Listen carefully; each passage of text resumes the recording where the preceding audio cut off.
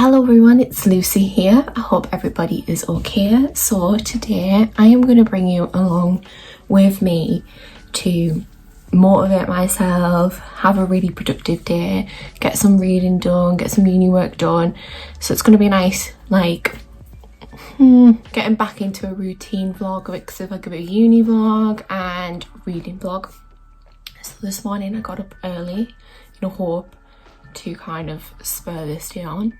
Because the past week I was just being in like a really bad funk, like nothing was going my way, uni wise and just personal life wise as well. So this week I just thought, you know what, I'm gonna make myself feel better. So today I'm gonna get properly ready, get properly dressed, get into the swing of things, and then at the end of the day I'm gonna enjoy some reading and bring you guys along with it. So this morning I already have read a bit and I am reading Everything I Know About Love by Dolly Alderton. I started it last night and obviously read a bit this morning. It's non-fiction, but it feels like a story about Dolly's life and, you know, her experiences of love. At the moment I'm kind of seeing that she is, you know, very white, very middle class or upper class if you like, very different upbringing to me. So some things I'm finding hard to kind of like grasp and relate to so far, but apart from that there is some funny bits to it. It's kind of reminding me of life, like, you know, you see a man in Chelsea. So I can't wait to get more into this and talk about it more with you later. But for now I'm gonna get ready, gonna do some skincare, gonna do some makeup, gonna do my hair, and yeah, I'm gonna bring you guys along with me for this bit.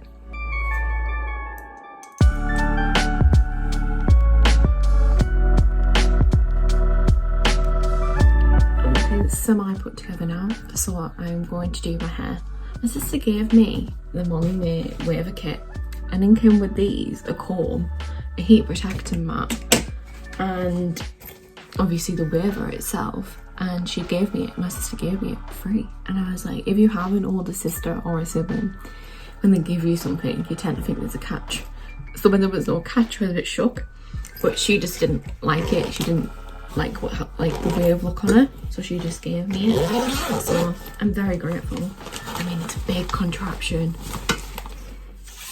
like that is big. We're gonna give it a go because hopefully waving my hair will make me more productive. So this is my outfit for the day. I've got some beaded necklaces on, I've put some jeans on that are very crinkled, so don't look at that.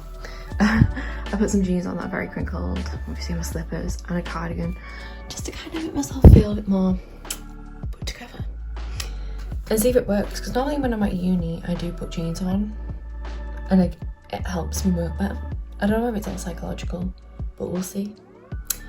And yeah, I just actually doing some work. Okay, so I'm going to start doing some uni work now. So what I like to do normally is when I need to get a lot done and be productive is write a to-do list. I don't have like a specific notepad that I write that in. I do have like a journal that's just for like daily thoughts. So I just put it in my famous book pad and I'm just going to work out what I need to do today because I kind of have an inkling already. As you can see, I've got a bit to do, and you've got like 3 sets of pre-recorded left just to watch. And then I need to do a bit of research for an assignment that is coming up in May, but it's quite heavy. And then I've had some personal goals to do as well, and obviously I'm going to be hopefully get all this done so I can get some reading done later on.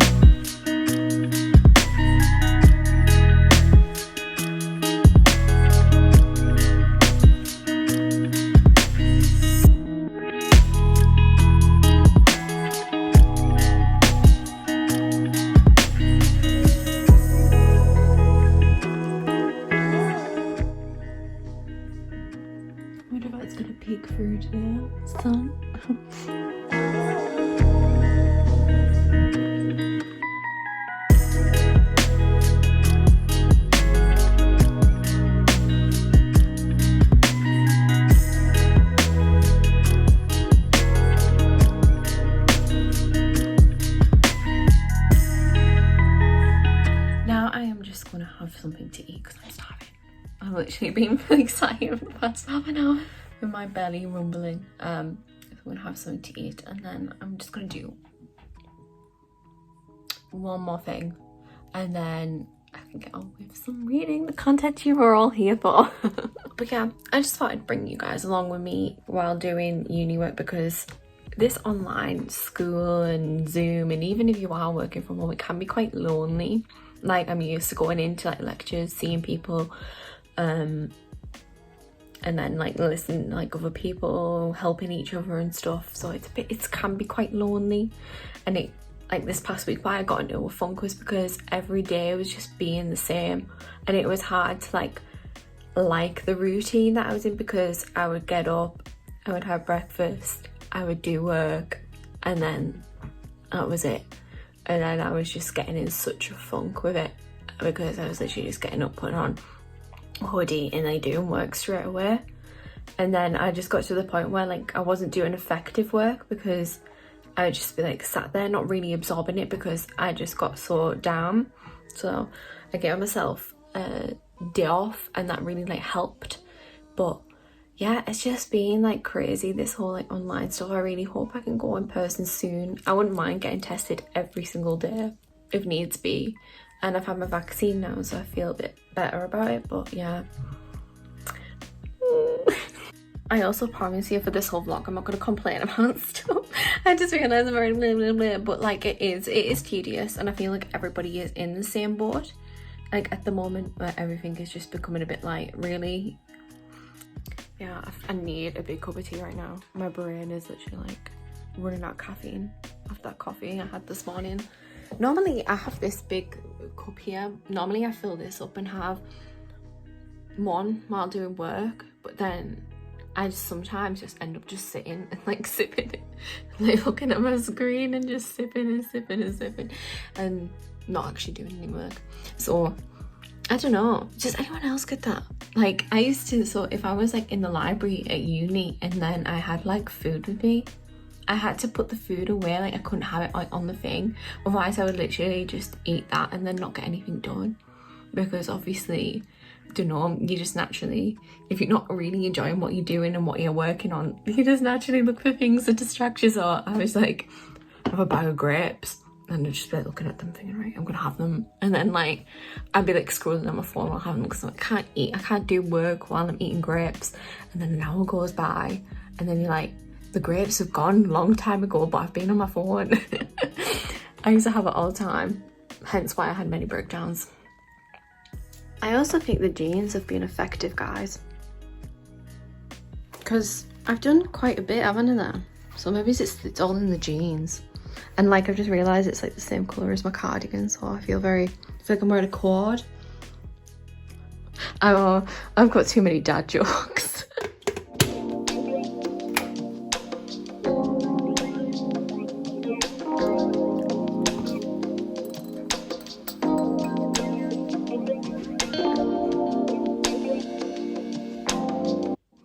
You will never guess what came when I was having my dinner. I got some books delivered. So I'm going to start off with the Waterstones one first, and then I got another one off eBay. So let's see if I can unbox this. I was like, oh, I didn't even know if it was meant to come, because the thing is with like Waterstones, it's like it can be between like 3 and 5 days, but it got to like a week, and I was a bit worried. And I ordered a book off there before that went missing in the post, and then I'm really making an absolute meal of this. So yeah, and then I had to like get in contact with them, and then I had to send another one out. It wasn't their fault, it was the Mr. Postman. Obviously really wanted Planner in the Sun. So okay, so after making a complete mess, I have in here 2 books. The first one is Hamnet by Maggie O'Farrell. Both of them are by Maggie O'Farrell, by the way, in this order. And I saw this everywhere, and I saw how beautiful the cover is as well. It was meant to be £20, but there was an offer on Waterstones to get it for a tenner. So while it was half price, I thought I might as well get it. Okay, and the second one, another Maggie O'Farrell one, it was her first ever book, and this is After You'd Gone. So it follows Alice Rakes, who boards a train at King's Cross to visit her sister in Scotland. Hours later, she steps into traffic on a busy London road and is taken into hospital in a coma. However, what did she see in Edinburgh that made her return so suddenly? Was the accident a suicide attempt? And what exactly do her family waiting at her bedside have to hide? So it looks really interesting. I saw this and it just like, yeah, I wanted to get into Maggie O'Farrell's writing, and I've seen lots of things about her on Bookstagram and stuff, so I thought, why not give it a go? Okay, so the next one I got is off eBay and a bit easier to get into, and it is Burnt Sugar. And I saw this on Penguins Lit in Colour when I was like, because I'm doing about like diversifying the curriculum, and this got recommended to, you know, to be used in secondary schools as a way of diversifying the curriculum and getting authors who were not white onto the curriculum. And there was some like really fun activities to go with it. And I've also heard really good things. It was on the Women's Prize list as well, and yeah, I just wanted to go for it. And also I really love this. Like this is cool. Didn't know I love books like that. I've got one little scratches like that as well, so I'm excited to get into that. So these are the books that I got, guys, and yeah, the good stack of books. I was just thinking that, and like obviously I'm reading Dolly Alderton's Everything I Know About Love, and we'll be reading that together very soon. But when you get in this set of books, you just kind of want to read them straight away. Especially I've been waiting for Hamnet for a while, and then I just didn't know whether to spend the money on it, but everybody on Bookstagram was writing really good reviews about it, so yeah, I am very excited to read these. I can't wait. And as I was going on about before when I was unboxing them, about Burnt Sugar having those fun activities to do from Penguins Lit in Colour. I might actually put a link down below in the description box of where you can go and read about Penguins Lit in Colour initiative. I think it's very important, especially if you are in the UK. Diversifying the curriculum and decolonising the curriculum is something that I am very passionate about, and hopefully will bring into my own teaching career. So yeah, if you don't know me, if you don't follow me on Instagram, I do plan on becoming a primary school teacher. So this is, yeah, diversify the curriculum and better equity and equality in education is something I'm very passionate about. So yeah, I'm gonna do them activities, believe it. Like, I've got enough uni work to do, as you all know, because you're all following me with now. But yeah, believe it or not, I will be doing that activity for that. And yeah, there'll be reviews going up about these on my grid within the next month. I think I'm going to put these on my April to be reads, because I've got a load of Murakami to get through. I don't know which ones I've got now. I've got I did a massive Murakami order like the other week, and as I said before, I've got another 2 more. No, I've got another 3 more books. One's for my one's for an assignment for this. The other 2 are just for general reading pleasure, so they're not coming today. They'll be coming later this week, but I'll be probably talking about those on my Instagram stories.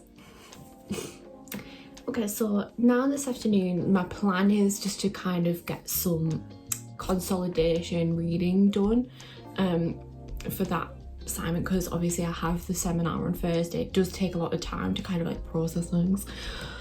For me, I don't know why. That's what I plan on doing this afternoon, is just kind of consolidating things. Lots of questions to come up when I was reading stuff, so I want to see if I can find the answers before I think I need to ask my seminar tutor on Thursday. So that's what I plan to do. I'm hoping to get that done within an hour or so I can get some reading done before it's tea time and I have to go downstairs and cook myself something to eat. But I will be taking you on how I read at night, because I read the most at night, because obviously during the day I'm busy doing uni things, sadly, and I'm not getting paid to read things that I want to read. So yep.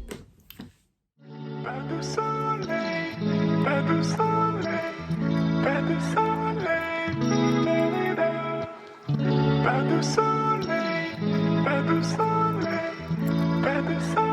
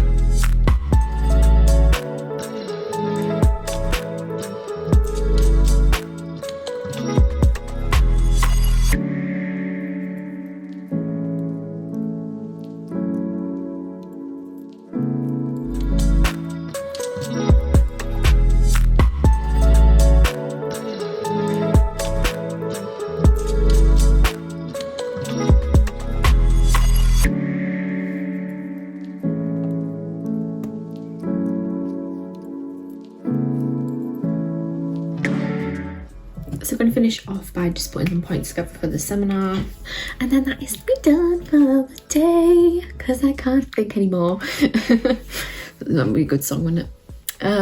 So that's what I'm going to do now. I put my joggers on. Yeah, I put my joggers on because I just need to get cozy, and now I don't need to be productive in that essence, or I need to, like, you know, feel like I need to be sat on a desk typing and typing and typing. So I put my joggers on.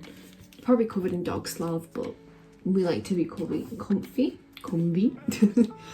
Can't speak today, but yeah, I'm going to start reading this. I started last night and I'm on page 151. It's quite easy to read. I mean, it is basically a memoir about her relationships and love, experiences of love from being a young adolescent to her now. And yeah, me and Dolly are probably two very different people. She's from, you know, London, upper-class parents, kind of, you know, has lived a more wilder life than I have. I'd say I probably had the true university experience. And then obviously she's gone on to be really successful in journalism and writing. So there is some parts of it that I don't relate to, but then there is some experience that she talks about that I think are very universal for girls that grew up in the 2000s and like late 90s to 2000s that I can relate to. So yeah, she was like talking about MSN in one of the chapters, and I was like, oh my god, MSN, it's what we grew up on, and it was so much more innocent back in then. Well, it was for me. Like, I wasn't cyberbullying people, but like now with like social media and stuff, like there's just no escape for things where like MSN you could just, like, you know, talk to your friends for a couple of hours and then go outside. But now everything's on your phone. So yeah, it's nice. I've been getting quite nostalgic. So yes, I'm going to finish this off. I'm not finish it off. I'm going to read some now before dinner, and then I will probably have a shower and then read some more tonight before bed, because that's what, as I said before, that's when I do most of my reading.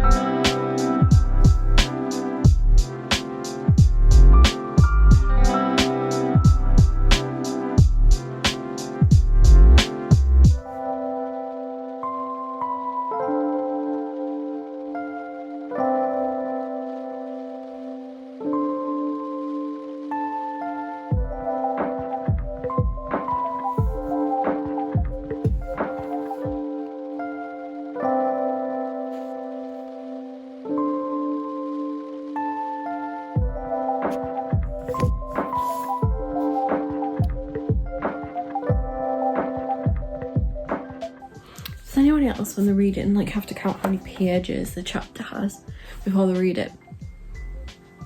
Or is that just like a really bad habit I'm in?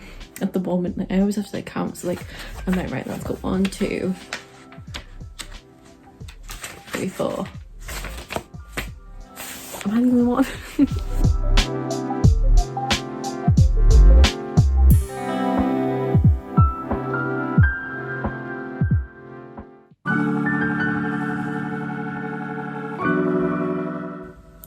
So it's now evening. I've just had my tea, sat with me mum and dad and just spoken to them because I've been working all day, so I haven't seen them. And now I'm just going to basically get cozy for the night and do some reading now. So I'm going to bring you along with my nighttime routine, and yeah, then we can get settled and finally finish Charlie Alderton's Everything I Know About Love.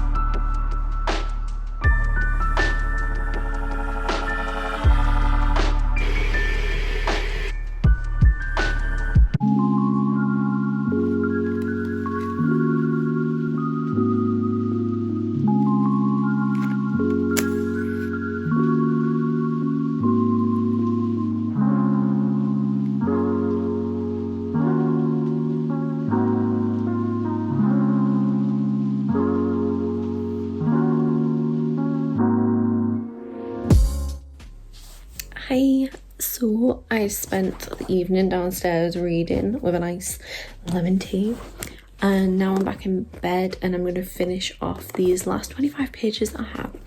So I thought I'd pop on and speak before I go into like vlog mode and just say like some things I thought about the book.